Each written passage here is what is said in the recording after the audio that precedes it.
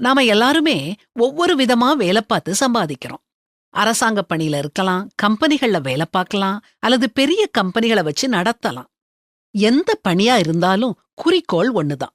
வேலை செய்யும் நேரத்துல நமக்கு மேல இருக்கிற அதிகாரிகளோட நலனுக்காக அவங்க விஷன் மிஷன் நிறைவேற நாம பாடுபடுறோம். அதுக்காக பெரிய பொறுப்புகளை நிர்வகிக்கிறோம். சிறந்த உத்திகளை கையாள்றோம்.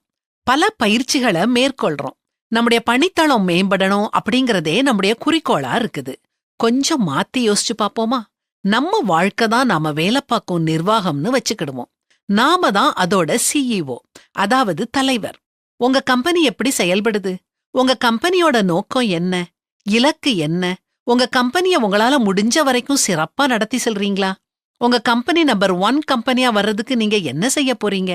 நீங்க மிகச்சிறந்த சிஇஓவா இருக்கீங்களா?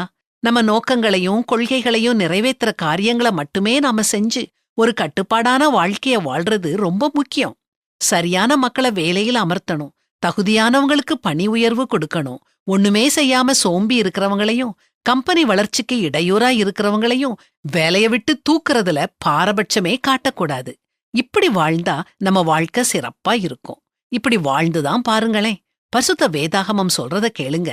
எல்லா காவலோடும் உன் இருதயத்தை காத்துக்கொள். அதனிடத்தினின்று ஜீவ ஊற்று புறப்படும். உன் கண்கள் நேராய் நோக்கக் கடவது. உன் கண்ணிமைகள் உனக்கு முன்னே செவ்வையாய் பார்க்க கடவது.